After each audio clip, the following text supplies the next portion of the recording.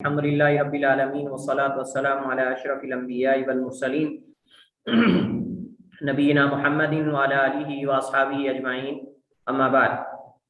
ہمارے پاس دور حاضر کے مالی معاملات اور ان کا شرعی حل، اس حوالے سے جو جدید مسائل ہیں وہ چل رہے ہیں۔ آج ہمارے پاس جو مسئلہ ہے اس کتاب میں سے جو ہم پڑھیں گے وہ مسئلہ ہے حقوق کی بیع۔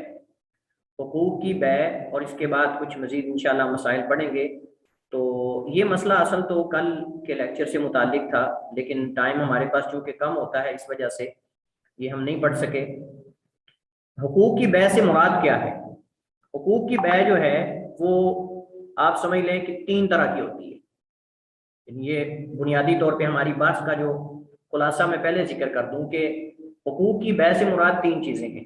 ایک حق تالیف ہے، دوسرا حق ایجاد ہے، اور تیسرا رجسٹرڈ تجارتی نام و نشان ہیں، جو کمپنیز وغیرہ برانڈ بن جاتے ہیں۔ دوسرے لفظوں میں آپ یہ کہہ سکتے ہیں جو برانڈ بن جاتے ہیں۔ اب ان برانڈز وغیرہ، وہ جو نام ہے کمپنی کا ایک چل چکا ہے، اس کو آگے سیل کرنا، اس کو آگے فروخت کرنا، اس حوالے سے یہ موضوع ہے۔ اور یہ موضوع بھی بڑا دور حاضر میں اہم ترین موضوعات میں سے ہے۔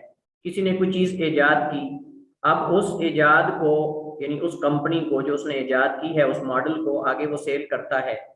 اگر اس کی کوئی کاپی کرتا ہے تو کیا یہ جائز ہے؟ یعنی سیم اس طرح کی چیز اسی شکل میں اور اسی مٹیریل میں اگر کوئی بندہ اس کی کاپی جو ہے وہ بازار میں لانچ کر دیتا ہے اور بازار میں جو ہے وہ عام کر دیتا ہے، تو کیا اس پر وہ کیس کر سکتا ہے کہ نہیں؟ کیا یہ اس کا حق ہے یا نہیں؟ اسی طرح جو نام ہیں، آپ جانتے ہیں جو بڑے برانڈ ہیں، اب ان پر اگر کوئی نام رکھتا ہے تو کیا یہ نام رکھ سکتا ہے کہ نہیں؟ یہ ایک مسئلہ ہے۔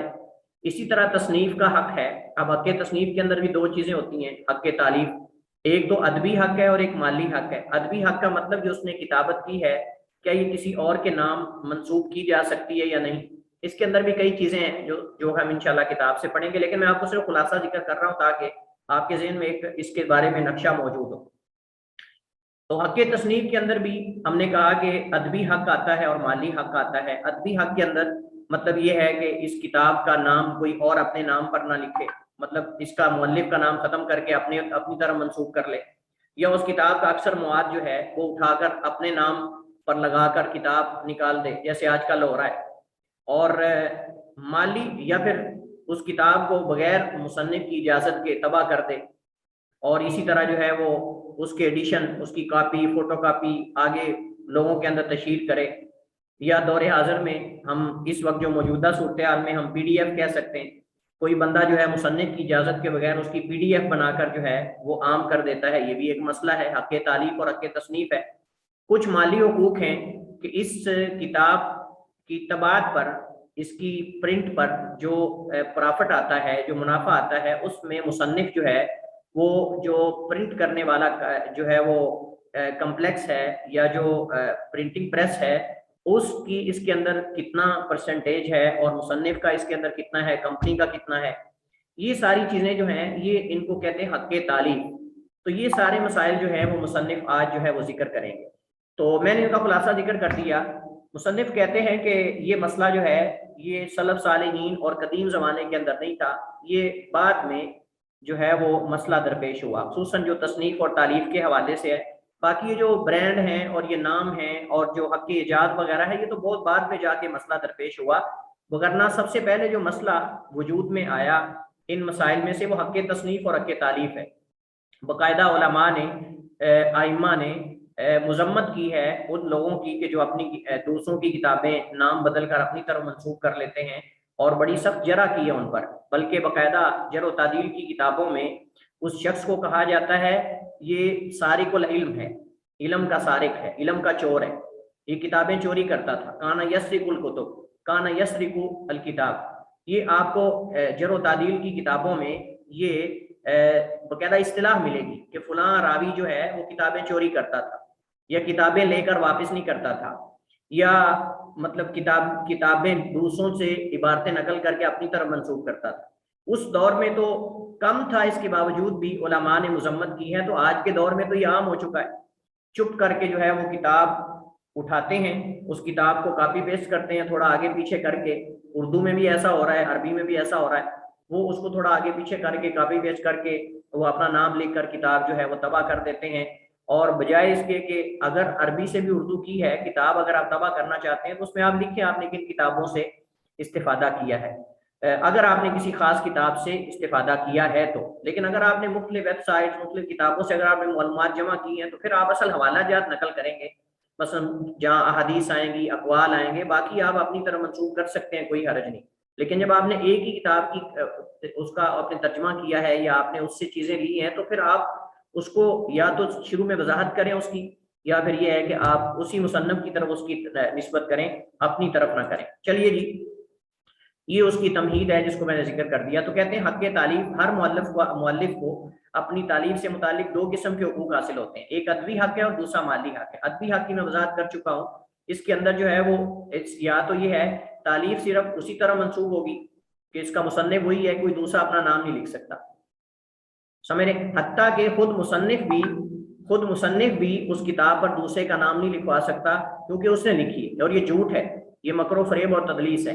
یہ فیصلہ بھی مؤلف کا اختیار ہوگا کہ کتاب کب شائع کرنی ہے اور طباعت کا معیار کیا ہوگا، کیونکہ بسا اوقات مصنف کتاب طبع کرنے کے لیے، پرنٹ کرنے کے لیے دے دیتا ہے، لیکن اتنا گھٹیا ورقہ لگاتے ہیں، اتنا کم ناقص اور باریک ورق لگاتے ہیں کہ وہ لوگ خریدنے کو ہی تیار نہیں ہوتے، کیونکہ جہاں کتاب کے اندر عبارتوں کا عمدہ ہونا، علم کا ہونا اور یہ چیزیں معلومات کا ہونا اہم ہے، وہاں کتاب کی طباعت بھی بہت بڑی اہم چیز ہوتی ہے۔ بعض کتابوں کی طباعت اتنی آپ سمجھ لیں کہ کمزور اور گھٹیا ہوتی ہے کہ گھٹیا میں اس وجہ سے کہہ رہا ہوں کہ مطلب اس کے اندر کوئی معیار نہیں ہوتا، اتنی لو ہوتی ہے کہ بندے کا کتاب کھول کے پڑھنے کو دل نہیں کرتا، عبارتیں ایک دوسرے کے اندر گھسی ہوئی ہیں، باریک ہیں، حذف ہیں، کٹنگ ہے، ورقے بالکل جڑے ہوئے ہیں، الٹے ہیں، مطلب یہ ساری چیزیں یہ نقص ہے۔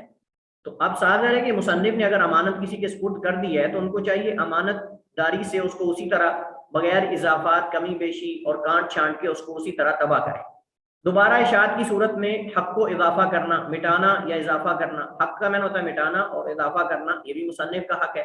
اگر کوئی شخص ان ادبی مالی حقوق پر ڈاکہ ڈالے تو مصنف اپنا دفاع کر سکتا ہے، اس پر کیس کر سکتا ہے۔ اشاعت کے بعد اگر مؤلف یہ سمجھے کہ یہ مضمون اس کی آراء کے مطابق نہیں، اس میں رجوع کرنا چاہتا ہے یا تعدیلات، تبدیلیاں کرنا چاہتا ہے، کچھ اضافہ کرنا چاہتا ہے یا حذف کرنا چاہتا ہے کوئی بحثیں اس میں سے، تو وہ کر سکتا ہے، اس کا حق ہے یہ۔ مالی حق کا مطلب یہ کہ کتاب کی اشاعت، تقسیم یا دوسرے ذرائع مثلاً سی ڈی یا آڈیو کیسٹ کے ذریعے بیان کرنے سے جو فوائد حاصل ہو وہ بھی مؤلف کے نام ہے۔ آج کل تو اتنا بڑا یہ کاروبار نہیں رہا، لیکن ماضی میں باقاعدہ یہ کیسٹیں اور یہ سی ڈیز وغیرہ ایک کاروبار تھا۔ آج کل تو آپ سمجھ لیں کہ یہ بالکل ختم ہو چکا ہے، لیکن ایک زمانہ تھا پوری کتابیں ان کی سی ڈیز ملتی تھیں، ان کی کیسٹیں ملتی تھیں، پورے قرآن کریم کی تلاوتیں ان کی کیسٹیں ملتی تھیں، تو ان کی آگے کاپی کرنا یہ سازگار ہے کہ اس پہ کیس ہوتا تھا باقاعدہ۔ تو یہ ساری چیزیں جس کو یہاں ذکر کرتے ہیں۔ حق تعلیف کی تاریخ کیا ہے؟ یہ تاریخ ہم نے کہا کہ بہت پرانی ہے، علماء نے اس کو بہت پہلے جو ہے وہ ذکر کیا ہے۔ جیسے ابن قیم رحمہ اللہ تعالیٰ فرماتے ہیں کہ ہیلوں کے ذریعے لوگوں کا مال چرانے والوں کی بے شمار اقسام ہیں۔ وَقَا حِيَلِ اللُّصُوصِ وَالسُّرَّاقِ عَلَىٰ أَخْذِ أَمْوَالِ النَّاسِ وَهُمْ أَنْوَاعٌ لَا تُحْصَىٰ فَمِنْهُمْ سُرَّاقُ بِأَيْدِيهِمْ وَمِنْهُمْ سُرَّاقُ بِأَقْلَامِهِمْ۔ کہتے ہیں جو ڈکیت ہیں اور جو چور ہیں، لوگوں کا مال لیتے ہیں ڈکیتی اور چوری سے، ان کی کئی قسمیں ہیں جن کو ہم شمار نہیں کر سکتے۔ ان میں سے فَمِنْهُمْ السُّرَّاقُ بِأَيْدِيهِمْ، کچھ ہاتھوں سے چوری کرنے والے ہیں اور کچھ جو ہے وہ اپنے قلموں سے چوری کرنے والے ہیں۔ یعنی چور دو طرح کے ہیں، ایک جو اپنے ہاتھوں سے دوسروں کا مال چراتے ہیں اور دوسرے وہ ہیں جو قلموں کے ذریعے لوگوں کا مال چراتے ہیں، یعنی اقلام کے ذریعے، مطلب لوگوں کی عبارتیں چوری کر کے ان کی۔ اور یہ ابن قیم رحمہ اللہ تعالیٰ کا اشارہ شاید جو ہے وہ بعض حنفی علماء کی طرف ہے جنہوں نے ابن قیم، ابن تیمیہ کی عبارتیں نقل کی اور ہو بہو اسی طرح اٹھا کر نقل کی، لیکن ان کا نام لینا گوارا نہیں کیا، صرف عداوت میں، دشمنی میں، جیسا کہ چند ایک کے نام میں چاہتا تھا کہ ذکر کروں لیکن ذکر نہیں کروں گا۔ تو باقاعدہ ابن قیم کی پوری کتابوں کی باتیں اٹھا کے انہوں نے نقل کی ہیں، لیکن یہ گوارا نہیں کیا کہ ابن قیم کی کتابوں کم از کم ان کا نام ذکر کرتے ہیں۔ یہ اس میں انسان کی شان تو کم نہیں ہو جاتی، اور اگر آپ اس کے دشمن بھی ہیں تو پھر بھی آپ اختلاف ہے، اگر فقہی اختلاف ہے یا کوئی فکری اختلاف ہے تو آپ اس کا نام ذکر کر دیں، اس میں کوئی عیب والی بات تو نہیں ہے۔ کسی کی اچھی بات کو نقل کرنا اور اس کے نیچے اس کا ریفرنس دے دینا، میرے خیال میں تو کوئی عیب والی بات نہیں ہے۔ بہرحال اس پر باقاعدہ علماء نے کتابیں لکھی، جیسا کہ امام سیوطی نے کتاب لکھی الفارق بین المصنف मुसन्निफ़ी वस्सारिक़, अल-फ़ारिक़ु बैन अल-मुसन्निफ़ वस्सारिक़, यानी फ़र्क करने वाली किताब मुसन्निफ़ और चोर में, यानी असल मुसन्निफ़ कौन है और चोरी करने वाला इबारतें कौन है, ये इस उन्वान से इमाम सयूती की किताब है। माली हक की शुरुआत 15वीं सदी ईस्वी के आखिर में जब बाकायदा किताबें तबाह होने लगीं तो माली हुकूक का तब आगाज़ हुआ, लेकिन ये मुसन्निफ़ की गालिबन मेरे ख्याल में ज़ाती एक मालूमात हैं, वगरना इनसे पहले हाफिज इब्ने हजर और उनके, यानी आप समझ लें कि 9वीं सदी हिजरी के अंदर, और उसके बाद ये बहुत पहले का अरसा मामला शुरू हो चुका है। बल्कि हाफिज इब्ने हजर रहमतुल्लाह ताला को जो वक्त का बादशाह था उसने उसके मुताबिक फतहुल बारी के मुताबिक गालिबन तोल कर जो है वो सोना या वो दिनार वगैरह दराहिम दिए थे। ये वाकया उनके बारे में जिक्र किया जाता है। और फिर हाफिज इब्ने हजर ने उस पर लोगों की दावत भी की थी, बहुत बड़ी दावत की थी उस पर, जब उन्होंने ये लिखी थी और उस पर जो है वो लोगों को मदऊ किया था। इसी तरह बुलुगुल मराम पर भी और कई उलमा के बारे में मिलता है कि वो किताबें नुस्खे उनसे लोग जो है वो खरीदते थे, लोग नुस्खे उनसे लोग। तो ये बहुत पहले की है, लेकिन बाकायदा आप कह सकते हैं कि बाकायदा एक बतौर एक कानून के ये 15वीं सदी ईस्वी के आखिर में यूरोप से ये इसका आगाज हुआ। और यही कहते हैं ज़माना प्रेस की इजाद का है, जहाँ से बाकायदा प्रिंट होना शुरू हुई किताबें। तो ये उन्होंने इसकी सारी तारीख जिक्र की है, हमें इसको पढ़ने की जरूरत नहीं है। तो बाकायदा कहते हैं कि कानून साजी 1910 में अहद उस्मानी में हुई। तो ये अहम चीज़ है कि इस्लामी ममालिक में बाकायदा कानून के तौर पर ये जो सामने आया एक कानून, ये खिलाफत उस्मानिया में 1910 के अंदर गालिबन ये दौर जो है, जैसे मैं उस दिन भी जिक्र कर रहा था, ये दौर सुल्तान अब्दुल हमीद सानी का है। ये दौर जो है 1910, ये सुल्तान अब्दुल हमीद सानी का जो बहुत बड़ा अजीम बादशाह था खिलाफत उस्मानिया में, बल्कि सबसे अच्छे लोगों में सुल्तान अब्दुल हमीद सानी जो है वो शुमार होता था। बड़ा मुजाहिद, बड़ा दलेर, और आप समझ लें कि खिलाफत उस्मानिया की डूबती कश्ती को सहारा देने वाला है। खिलाफत उस्मानिया की डूबती कश्ती को काफी देर तक सहारा देने वाला, तकरीबन 30 साल तक ये सुल्तान अब्दुल हमीद सानी है। और गालिबन ये 1910 उसी का दौर है, क्योंकि 1900 तकरीबन 20 या 30 के बाद इसको उन्होंने माजूल कर दिया था और निकाल दिया था गन पॉइंट पे। और उसके बाद ये कमाल अतातुर्क पाशा खबीस लाया गया, जिसने पर्दा और मजहब और इन सब चीज़ों को तुर्की से निकाल दिया। आज आप देख लें उसके असरात तुर्की के अंदर क्या नजर आते हैं आपको, सारा लिबरलिज्म और लादीनियत और पता नहीं क्या, वो सारी आपको वहाँ नजर आती है। तो ये इसकी तारीख है। हम सिर्फ इस्लामी आहद के अंदर, यानी इसका आगाज कब हुआ, बस हमें ये असल मतलब है। हक इजाद क्या है? हक तालीफ तो हमारा मौजू क्लियर हो गया। हक इजाद किसी चीज को नई, किसी शख्स को नई चीज इजाद करने के बदले जो हुकूक हासिल होते हैं, इनको हक इजाद कहते हैं। आपने कोई गाड़ी तैयार की, आपने कोई साइकिल तैयार की, आपने कोई मशीनरी, कोई चीज तैयार की, कोई टेक्निकल या इलेक्ट्रॉनिक चीज आपने कोई तैयार की। अब साझा रही ये आपका हक इजाद है, क्योंकि आप हैं सबसे पहले उसको इजाद करने वाले। क्या इसकी कोई डुप्लीकेट या इसकी कॉपी कोई बना सकता है, उसको नशर कर सकता है, उसकी तशहीर कर सकता है या नहीं कर सकता? और हक इजाद के अंदर सॉफ्टवेयर भी आते हैं, हक इजाद के अंदर सॉफ्टवेयर भी आते हैं, सॉफ्टवेयर भी इसके अंदर आते हैं। ये एक अलग मसला है कि सॉफ्टवेयर की डुप्लीकेट कॉपी अगर आ जाती है तो उसको आगे इस्तेमाल करना जायज़ है कि नहीं जायज़ है, ये एक अलग मसला है। लेकिन मैं वैसे आपको बता रहा हूँ ज़िमनी तौर पे कि हक इजाद के अंदर जो सॉफ्टवेयर होते हैं वो भी इसी में आते हैं, हक इजाद के अंदर ही। तो इस एतबार से इस मसले की बड़ी अहमियत है। तो जैसे ये हक के वो चीज़ उसी की इजाद करदा कहलाएगी, उसी के नाम पर। दूसरा शख्स ना तो उसको अपनी जाने मंसूब कर सकता है और ना उसकी नकल तैयार कर सकता है। यही जिसकी तरह मैं इशारा कर रहा था। इसके माली फ़वाइद पर मौजूद और फिर मुतय्यना मुद्दत तक उसके वरसा का हक होता है। मौजूद यानी जो इजाद करने वाला है, और फिर एक मुतय्यन मुद्दत तक उसके वरसा तक। आपने देखा होगा बाकायदा बाज बड़े बड़े जो दुकानें शॉप होती हैं, मसलन कोई कुल्फे की है, हमारे यहाँ ज़्यादा पाकिस्तान में ऐसी चीज़ें ज़्यादा है जी, ये ब्रांड है, ये कुल्फा है, ये जनाब खालिस जो है वो फालूदा है, और ये फलां चीज़ है, मिठाई की दुकान है, ये हलवे की दुकान है जी, 1900 फलां से चलती आ रही है, 1965 से, 1970 से, 1900 फलां से, यानी वो एक नाम बन चुका है। अब ये सागर उनका एक नाम है और ये इजाद, ये मिठाई है या कोई भी चीज़ है उनके नाम की इजाद है, तो क्या उसी नाम से उसी तरह की चीज़ कोई आगे बेच सकता है, नहीं बेच सकता? ये एक यही मसला है जिसको हम यहाँ डिस्कस कर रहे हैं। इसके माली फ़वाइद पर मूजिद यानी ईजाद करने वाला और फिर उसकी मुतय्यना मुद्दत तक उसके वरसा का हक होता है। اس کے حق میں اولین قانون جو ہے وہ 1472 عیسوی کو اٹلی میں بنا، اس کے بعد 1623 میں انگلینڈ میں، اور پھر 1791 میں 1791 کو فرانس میں، اور پھر 1815 کو جرمنی کی بعض ریاستوں میں اس کے حق میں قوانین بنائے گئے۔ البتہ اسلامی ممالک میں اس کی تاریخ عثمانی دور سے شروع ہوئی، یعنی دور خلافت عثمانیہ کے اندر، جیسے پیچھے ہم نے حق تصنیف اور تعلیف کے بارے میں ہم نے پڑھا۔ تجارتی نام اور علامات، چلیں یہ پہلا مسئلہ تو ختم ہو گیا۔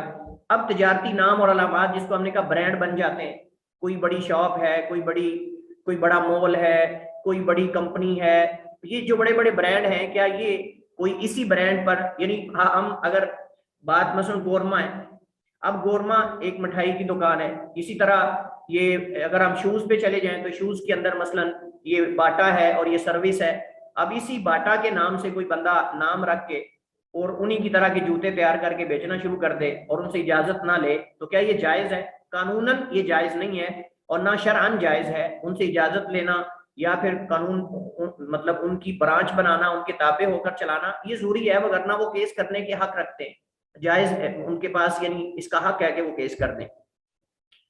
اسی طرح کارخانے، فیکٹریز ہیں، اس کا جو ایک نام معروف ہے، برانڈ بن چکا ہے، وہ کیا اس کو کوئی دوسرا اس کا نام رکھ سکتا ہے کسی کارخانے کا، فیکٹری کا؟ تو یہ ساری چیزیں اس سے متعلق ہیں۔ تو کہتے ہیں کسی کارخانے کا وہ مخصوص نام جو اسے الگ شناخت دے، اس کا تجارتی نام کہلاتا ہے۔ مصنوعات کی پہچان کے لیے مقرر کردہ مخصوص نشان کو تجارتی علامت جو ہے وہ ٹریڈ مارک کہا جاتا ہے، یہ متعلقہ تاجر کا حق شمار ہوتا ہے، قانوناً دوسرے کے لیے اس کا استعمال ممنوع ہوتا ہے۔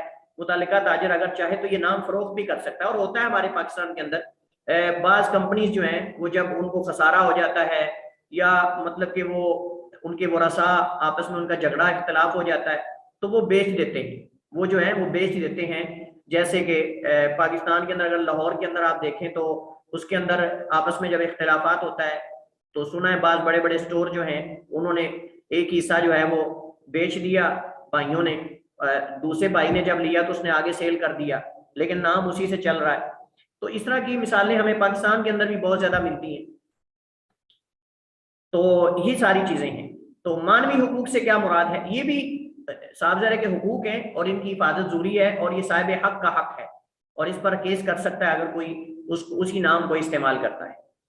مانوی حقوق کی بیع کا شرعی حکم، ان حقوق کو حقوق مانوی کہا جاتا ہے، یعنی وہ اختیار جن کے تعلق مادی چیز سے نہ ہو، ان کی بیع شرع میں اختلاف ہے۔ علماء کا ایک گروہ اس کے جواز کا فتویٰ دیتا ہے، دوسرا عدم جواز کو ترجیح دیتا ہے، جبکہ بعض کے نزدیک مؤلف کو یہ حق تو پہنچتا ہے کہ وہ اپنی تالیف یا ایجاد سے مالی فائدہ اٹھائے، یعنی مانوی حقوق کی بیع کا مطلب یہ ہے کہ وہ کچھ پیسے لے کر یہ جو کتاب ہے یا یہ چیز ہے کسی کے سپرد کر دے کہ ٹھیک ہے جی مجھے اتنے پیسے دے دو، میری کتاب آپ کے ذمہ ہے، آپ جب چاہیں جس وقت چاہیں طبع کر لیں، جتنے ایڈیشن چاہیں نکال لیں۔ اسی طرح ہم نے ایجاد کی کہا کہ ایجاد کے اندر بھی وہ کسی کو جو ہے وہ آگے کر سکتا ہے، مطلب منتقل کر سکتا ہے، تو اس کی طرف وہ اشارہ کر رہے ہیں کہ یہ جو ہے وہ ہم نے کہا کہ شرعاً جائز نہیں ہے، شرعاً جائز نہیں ہے۔ البتہ ایک صورت ہے، وہ یہ ہے کہ اگر ایک مصنف نے اپنی کتاب پر یہ لکھا ہوا ہے کہ میری کتاب کوئی بھی کسی زبان میں بھی طبع کر سکتا ہے، اس کو پرنٹ کر کے وقف کر سکتا ہے، یعنی اس نے وقف اور ہدیہ کر دی ہے، تو اس پہ نام مصنف کر ہے، باقی جو چاہے اس کو طبع کر لے۔ ایسی کتابیں بہت سارے مصنفین نے، سعودی بہت سارے علماء نے، چونکہ الحمدللہ ان کو اللہ تعالیٰ نے مال دیا ہے، تو سعودی عرب کے بہت سارے علماء نے باقاعدہ یہ ریٹن ایک عہد نامہ لکھا ہوا ہے کہ میری کتابوں پہ دیکھتے ہیں کہ اس کتاب کو کوئی بھی طبع کر سکتا ہے، لیکن مصنف اور مؤلف کو دکھانے کے بعد، اس سے اجازت لینے کے بعد، یا بعد میں لکھا ہوتا ہے کہ کوئی بھی طبع کر لے، یہ نہیں لکھا ہوتا کہ مصنف کا اس میں مطلع ہونا ضروری ہے یا نہیں ہے۔ تو یہاں انہوں نے دلائل لکھے ہیں فریقین کے، جو کہتے ہیں جائز ہے، جو کہتے ہیں ناجائز ہے اس صورت کے اندر، لیکن صحیح بات یہ ہے کہ اگر مصنف کسی کو مالک بنا دیتا ہے اور خود آپ سائڈ پہ ہو جاتا ہے تو کوئی حرج نہیں، اس میں کوئی حرج نہیں ہے، راجع یہی ہے۔ اور نام بھی بیچے جا سکتے ہیں، نام بھی بیچے جا سکتے ہیں، اور ایجاد بھی بیچی جا سکتی ہے، جو چیز آپ نے ایجاد کی اس کو آپ آگے بیچ سکتے ہیں، کوئی دوسرا اس پہ یعنی آپ کی وہ چیز اس کو آگے تیار کرے، آگے بیچے اسی نام سے، اگر آپ اس سے کوئی معاہدہ کر لیتے ہیں تو کوئی حرج نہیں، جائز ہے۔ اس کے بعد پگڑی کا ذکر کرتے ہیں کہ پگڑی کیا ہوتی ہے۔ پگڑی کا لین دین بھی ان مسائل میں سے ہے جن پر ہر بڑے شہر میں عمل ہو رہا ہے۔ عربی میں پگڑی کے لیے خلو کا لفظ جو ہے یا خلو کا لفظ جو ہے وہ آتا ہے، جس کا معنی ہے خالی ہونا۔ خلا یخلو خلون و خلون، اس کو دونوں لفظ بولے جاتے ہیں۔ علامہ زرقانی نے اس کی عمومی تعریف یوں کی ہے، وہ اسم لما یملکہ دافع الدراہم من المنفعۃ التي دفع فی مقابلتها الدراہم، درہم ادا کرنے والے کی زیر ملکیت وہ منفعت ہے جس کے بدلے اس نے درہم ادا کیے۔ پگڑی جس طرح ذاتی پراپرٹی میں ہوتی ہے، اسی طرح وقف اور بیت المال کی اراضی میں بھی ہوتی ہے۔ اراضی وقف جو ہے ان میں پگڑی کی کیا صورتیں؟ وہ منفعت جو وقف کے کرایہ دار نے ناظر وقف کو تعمیر کی غرض سے کچھ رقم ادا کر کے اس شرط پر حاصل کی ہو کہ وہ وقف کی منفعت کے فیصد کے حساب سے ایک متعین حصہ مثلا نصف یا ثلث کا مالک ہوگا اور باقی حصے کا کرایہ ادا کرے گا۔ یعنی جتنے حصے کا وہ مالک ہے اس کا کرایہ نہیں دے گا، باقی جن حصوں کا وہ مالک نہیں ہے ان کا وہ کرایہ دے گا بحسب اس کا استعمال، جتنا استعمال کرے گا اتنا اس کا کرایہ دے گا۔ یعنی کچھ چیزیں ایسی ہوتی ہیں جو بعض حصہ ان کا وقف کر دیا جاتا ہے، بعض حصہ ان کا وقف نہیں ہوتا، تو اس صورت کے اندر وہ ان میں سے جن کا مالک ہے اس کا کرایہ نہیں دے گا اور باقی جو ہے وہ اس کا کرایہ دے گا۔ اراضی بیت المال میں پگڑی کی صورت، سرکاری زمین کے کرایہ دار کا وہ حق جو اسے سرکاری زمین میں درخت لگانے، تعمیراتی کام کرنے یا مٹی ڈالنے کی وجہ سے زمین پر قبضہ باقی رکھنے کی صورت میں حاصل ہوتا ہے، بشرطے کہ زمین کے حقوق خزانے کو ادا کرتا رہے۔ مگر ہمارے پیش نظر یہاں صرف ذاتی پراپرٹی میں پگڑی کا حکم معلوم کرنا ہے۔ ذاتی پراپرٹی میں پگڑی کا مفہوم کیا ہے، اب یہاں اس کا مفہوم ذکر کریں۔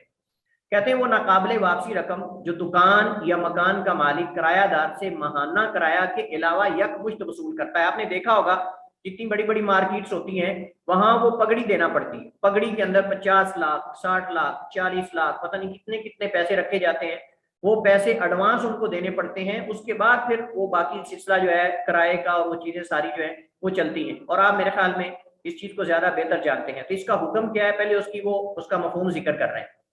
تو کہتے ہیں کہ ماہانہ کرایہ کے علاوہ یکمشت وصول کرتا ہے۔ اس کے بعد مالک برائے نام مالک رہ جاتا ہے، وہ دکان وغیرہ میں کسی قسم کا تصرف نہیں کر سکتا، ملکیت نامہ رکھنے کے باوجود نہ دکان خالی کروا سکتا ہے اور نہ دوسرے کو کرائے پر دے سکتا ہے تا وقت کے کرایہ دار اس پر آمادہ نہ ہو اور مالک مارکیٹ ریٹ کے مطابق کرایہ دار کو پگڑی ادا نہ کر دے۔ پگڑی کی صورت میں دکان یا مکان کی مرمت وغیرہ، حتیٰ کہ اگر کسی وجہ سے دکان گر جائے تو اس کو دوبارہ تعمیر کرنا کرایہ دار کی ذمہ داری ہوتی ہے۔ حالانکہ آپ جانتے ہیں کہ کرائے کے اندر جو چیز کا نقصان ہوتا ہے وہ نقصان، مکان گر جائے یا مکان خراب ہو جائے یا کوئی چیز ہو جائے، دروازہ ٹوٹ جائے، تو وہ جو مالک مکان ہوتا ہے مرمت اس کے ذمہ ہوتی ہے، مرمت اس کے ذمہ ہوتی ہے، الا کہ کرایہ دار کی طرف سے کوئی کوتاہی ہو، الا کہ کرایہ دار کی طرف سے اگر کوئی کوتاہی ہو تو اس صورت کے اندر وہ ذمہ دار جو ہے وہ کرایہ دار ہی ہوتا ہے۔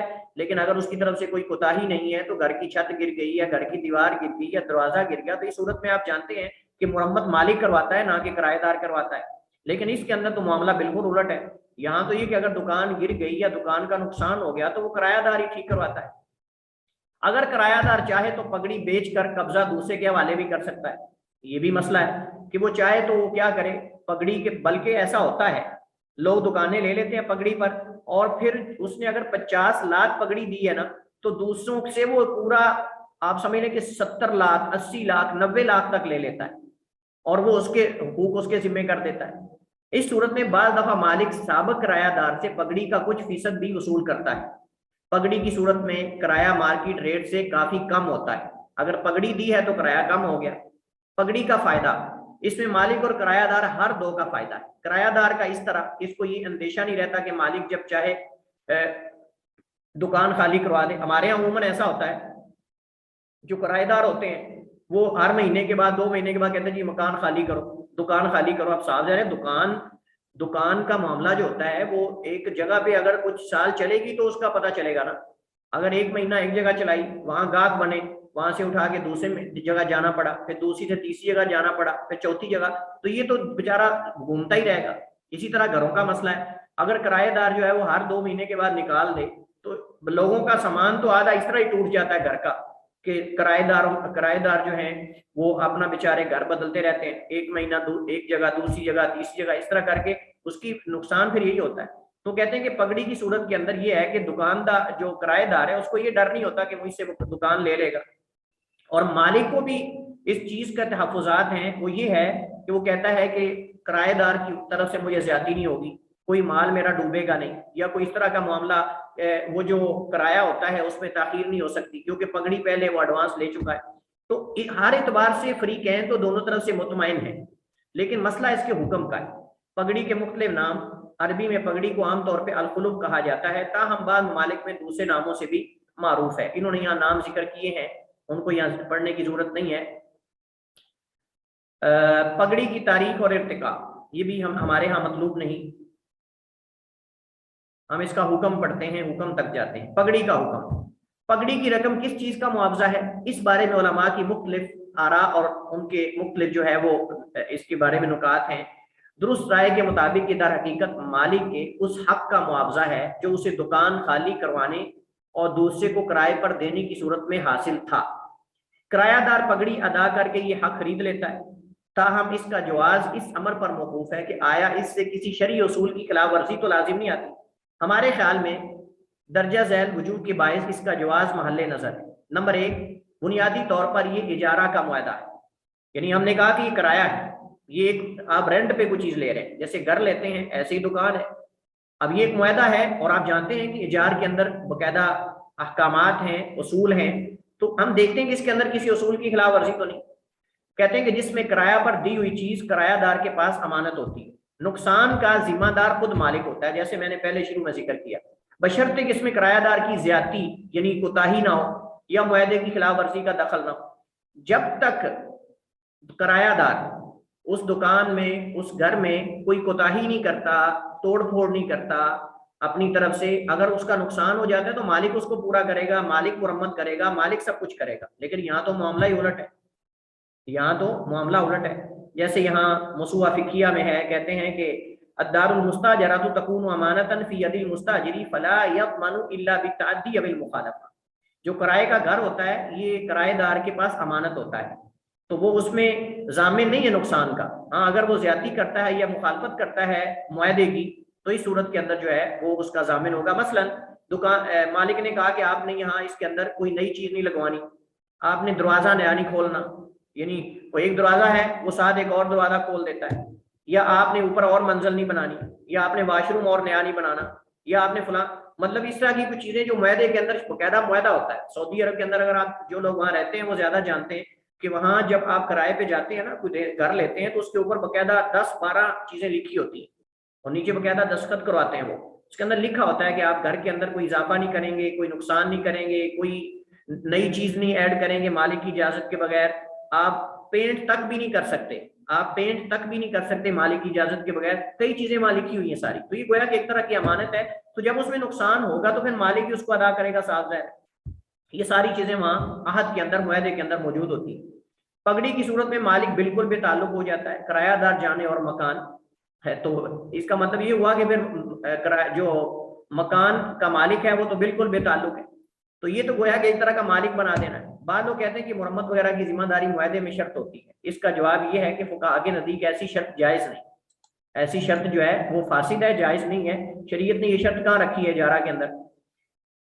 امام مالک سے پوچھا گیا، ایک آدمی شرط پر مکان کرائے پر دیتا ہے کہ اس کی لکڑی ٹوٹی یا گھر کی کو معمولی مرمت کی ضرورت پیش آئی تو یہ کرایہ دار کی ذمہ داری ہوگی، تو انہوں نے فرمایا لا خیر فی ذلک الا ان یشترط من کرائها، اس میں کوئی خیر نہیں الا کہ ان اخراجات کو کرائے سے منہا کرنے کی شرط ہو، پھر جائز ہے، یعنی کرائے میں سے ان کی جو ہے وہ کٹوتی یا ان کو کم کر دیا جائے۔ اجارہ کی مدت متعین ہونی چاہیے، اس کے اندر مدت متعین نہیں ہے، یہ ایک مسئلہ ہے آپ جانتے ہیں۔ بعض حضرات کے خیال میں یہاں مدت مجہول نہیں بلکہ یہ ابدی اجارہ ہے۔ ابدی اجارہ کون سا ہوتا ہے؟ یہ تو تملیک ہے، پھر ابدی اجارہ تو نا وہ مالک بنانا ہے، مگر اس پر سوال پیدا ہوتا ہے کہ کیا شریعت میں ابدی اجارہ کا تصور پایا جاتا ہے؟ بالکل نہیں پایا جاتا، جیسے ہم نے ذکر کیا۔ چلیے جی، کہتے ہیں تمام فقہاء، اگلا آپشن جس وجہ سے وہ کہتے ہیں کہ ہم اس پہ متفق نہیں، تمام فقہاء کا اس پر اتفاق ہے کہ درجہ ذیل صورتوں میں عقد اجارہ ختم ہو جاتا ہے، مدت ختم ہو جائے تو، اجارہ پر دی ہوئی چیز تباہ ہو جائے تو، اجارہ واپس کرنے کی صورت میں، وغیرہ وغیرہ۔ یہ انہوں نے آگے اس کے حوالات کا ذکر کیا. کہتے ہیں پگڑی میں یہ بات نہیں ہوتی، بلکہ اگر کسی وجہ سے دکان گر بھی جائے تو کرایہ دار کو کرایہ ادا کرنا پڑتا ہے اور دکان کی دوبارہ تعمیر بھی اسی کے ذمہ ہوتی ہے. یہ تو معاملہ بالکل الٹ ہے. بعض کی رائے میں پگڑی سے مالک جائیداد اپنے حق تصرف سے بھی محروم ہو جاتا ہے. قائلین اس کا جواب دیتے ہیں کہ مالک یہ شرط از خود قبول کی ہے، اس کا معاوضہ بھی وہ وصول کیا ہوا ہے. تو اب آپ نے دلائل دیکھ لی ہیں، کیا خیال ہے آپ لوگوں کا؟ آپ نے صورت مسئلہ سمجھ لی ہے، دلائل آپ نے سن لی ہیں، تو اب آپ کیا سمجھتے ہیں کہ یہ جو پگڑی ہے یہ جائز ہے؟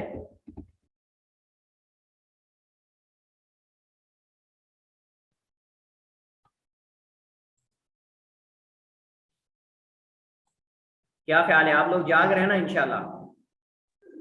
جی سر. جاگ رہے ہیں. تو بتائیے ذرا کہ پگڑی کے بارے میں آپ کی کیا رائے ہے؟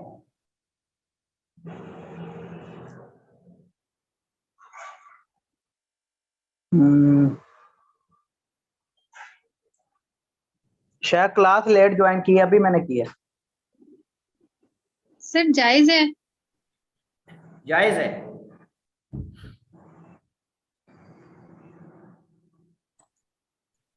ہم کہتے ہیں کہ پگڑی جو ہے یہ بعض شروط کے ساتھ جائز ہے، بعض شروط کے ساتھ جائز ہے، اور ان شروط کا اگر خیال رکھا جائے، مثلا دکاندار جو ہے وہ اس بات کی ذمہ داری لے کہ وہ نقصان ہونے کی صورت میں خود کرے گا. اگر کوئی دکان کا نقصان ہوتا ہے تو خود کرے گا. اور دوسرا یہ ہے کہ جو اس نے پگڑی ایڈوانس لی ہے، یعنی جو اس نے ایڈوانس پیسے لیے ہیں وہ واپس کرے گا، یا پھر کرایہ اس میں سے کاٹتا رہے گا. اگر ایسی صورت ہے تو پھر جائز ہے، وگرنہ بصورت دیگر ایڈوانس پیسے لے کر پھر کرایہ الگ لیتے رہنا، اور یہ صورت جو ہے وہ جائز نہیں ہے. واللہ اعلم. زیادہ تر ایسے ہی ہوتا ہے کہ ایڈوانس کی صورت میں ہوتے ہیں جو کہ بعد میں سے واپس کر دیے جاتے ہیں. لیکن اس کے اندر یہ جو مسئلہ ہے نا کہ وہ ہمیشہ اس کے پاس رہے، یا اس کے اندر باقاعدہ ٹائم بھی طے ہونا چاہیے. ٹائم طے ہونا چاہیے، 10 سال کا معاہدہ ہو جائے، 5 سال کا ہو جائے، 8 سال کا ہو جائے، جتنے سال کا بھی ہو جائے. اجارہ تب اجارہ ہوتا ہے. صحیح بات تو یہ ہے، اجارہ تب اجارہ ہوتا ہے جس کے اندر مدت طے ہونی چاہیے. اگر مدت متعین ہے اور یہ جو ہم نے شرطیں ذکر کی ہیں کے مطابق ہے تو انشاءاللہ کوئی حرج نہیں. اور اگر وہی صورتیں جو یہاں صاحب کتاب نے اوپر ذکر کی ہیں، جو خدشات ہیں یا جو قابل توجہ چیزیں ہیں، ملاحظات، اگر وہ ہیں تو پھر جائز نہیں ہے، پھر مشکوک معاملہ ایسے بچنا چاہیے. تو سر جو کرایہ دار پھر جو نقصان پہنچا جاتے ہیں گھر کو، ہم نے کہا کہ اس کے اندر ہم دیکھیں گے کہ یہ نقصان ان کی کوتاہی کی وجہ سے ہے یا عموماً ایسا ہو جاتا ہے. مثلا اب دیواروں پہ خراشیں آنا معمولی، یہ تو ہو ہی جاتا ہے. یہ تو اگر آپ بھی رہتے ہیں اپنے گھر کے اندر تو آپ کے بچے کریں گے اس طرح کی. لیکن تھوڑے لے کر تھوڑوں سے دیواروں کو سوراخ کر دینا، بڑے بڑے کیل لگا دینا، یا اس کے اندر ایسی چیزیں کر دینا کہ جو آپ خود بھی اپنے گھر کے اندر اس طرح کی چیزیں جو ہے وہ گوارا نہیں کرتے، تو یہ چیزیں سالدر نقصان وہ پورا کرے گا. میرے خیال میں کرایہ دینے سے پہلے کرایہ پر یہ معاہدہ اور یہ ساری چیزیں پہلے لکھی ہونی چاہیے تاکہ آپ کے پاس پروف موجود ہو. اگر آپ کہیں کہ جی ہم نے یہ آپ سے پورا کریں تو وہ کہیں گے آپ نے کون سا ہم سے معاہدہ کیا تھا کہ ہم نقصان کو پورا کریں گے، یا ہم یہ جو اضافی چیزیں ہیں یا یہ چیزیں جو ہیں ان کو ہم پورا کریں گے. سر اصل ایشو جو ہے نا وہ صفائی کا ہے، وہ صفائی نہیں رکھتے جس کی وجہ سے چیزیں خراب ہو جاتی. دیکھیے جو کرائے کی چیز ہوتی ہے نا، کرائے کی چیز وہ کہتے ہیں بیگانی چیز جو ہوتی ہے نا اس کو لوگ بے رحمی سے استعمال کرتے ہیں. بیگانی چیز کو بے رحمی سے استعمال کرتے ہیں. کاش کے لوگوں کو احساس ہو کہ یہ امانت ہے، کاش کے لوگوں کو یہ احساس ہو کہ یہ امانت ہے، تو پھر تو بڑی بات ہے. لیکن احساس نہیں کرتا کوئی، بلکہ جب دیکھتے ہیں کہ یہ دوسرے کی چیز ہے تو اس کو اور زیادہ توڑتے ہیں. ہم نے مدینہ میں ہم تقریباً میرے خیال میں فیملی کے ساتھ وہاں مدینہ میں تقریباً رہا ہوں کتنے سال، 4 سال رہا ہوں میرے خیال میں جہاں تک مجھے یاد ہے. اور ایک ہی مکان میں رہیں اور ایک ہی مالک کے پاس رہیں، اور 4 سال کے اندر نہ پینٹ ہم نے میلا ہونے دیا ہے، نہ ہم نے کوئی چیز کی توڑ پھوڑ کی ہے، نہ ہم نے کوئی کمی کی، نہ ہم نے اضافہ کیا. جب مالک مکان ہم نکلنے لگے تو ہم نے کہا بھائی دیکھ لو اپنا مکان. جب اس نے دیکھا تو وہ خوش ہو گیا، کہتا یار میں پہلے جب بھی کسی کو رینٹ پہ دیتا تھا، کرائے پہ دیتا تھا، مجھے اگر وہ سال کے بعد چھوڑ کے گئے نا تو مجھے سال کے بعد دوبارہ پینٹ کروانا پڑتا تھا، لیکن آپ نے تو جس طرح لیا ہے اسی طرح آپ چھوڑ کے جا رہے ہیں. تو یہ احساس کی بات ہوتی ہے کہ آپ اس چیز کو اپنا سمجھیں. اگر آپ اپنا سمجھتے ہیں تو میرے خیال میں یہ صاف ظاہر ہے کہ ایک اخلاقیات بھی ہیں اور تقاضا بھی ہے امانت کے اندر اس کا پاس کرنے کا، لیکن افسوس ہے کہ ہمارے ہاں یہ چیز موجود نہیں ہے۔ سر احساس کا پھر آپ کو ملا پاکستان میں آ کے آپ کو اپنا گھر مل گیا ہوگا؟ کیا؟ آپ کو پاکستان آ کے اپنا گھر مل گیا؟ جی الحمدللہ الحمدللہ۔ یہ احساس کی بدولت ہوتا ہے۔ میں نے یہ بھی دیکھا ہے کہ ہم لوگ خود رہ کے آئے ہیں 9 سال ایک ہی گھر میں جدہ میں، تو بڑے احساس سے، بلکہ جب دیواریں صاف کرتے تھے تو یہ کہتے تھے اگر یہ اللہ تعالیٰ نے ہمیں دیا ہے نا تو ہمیں پاکستان میں اپنی بھی دے۔ تو وہ بھی جب احساس کیا جاتا ہے تو پھر اللہ تعالیٰ اس کا نعم البدل دیتا ہے۔ بالکل، دیکھیں یہ چیزیں ہوتی ہیں، اللہ تعالیٰ تو جانتا ہے نا، بہتر جانتا ہے۔ وہ آپ غار والوں کا واقعہ جانتے ہیں، وہ 3 غار والے جو پھنس گئے تھے غار میں، ان میں سے ایک نے کیا کہا تھا؟ اس نے کہا تھا کہ میرے پاس جو ہے وہ ملازم تھے، میں نے ان سے کام کروایا، باقی تو اپنی ملازمت لے گئے، لیکن ایک شخص نے اپنی مزدوری نہیں لی مجھ سے، وہ چلا گیا، تو میں نے اس کی مزدوری سے جو ہے وہ وہی جو اس کے جو گندم تھی یا وہ جو تھے کوئی چیز تھی، وہ یعنی ان چیزوں میں سے تھی، تو میں نے اس کی فصل بو دی، اور فصل لگانے کے بعد وہ بڑی ہوئی، اس کو میں نے کاٹا، اس سے میں نے پھر بکریاں خریدی، اس سے میں نے پھر جو ہے بھینسیں خریدی، گائیاں خریدی اور ملازم خریدے۔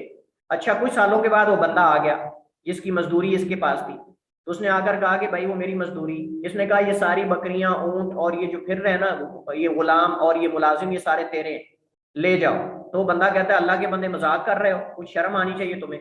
بھائی کہہ رہا ہے، میں کہہ رہا ہوں بھائی سنجیدہ ہوں میں، یہ آپ کا مال ہے۔ کہتا کیسے؟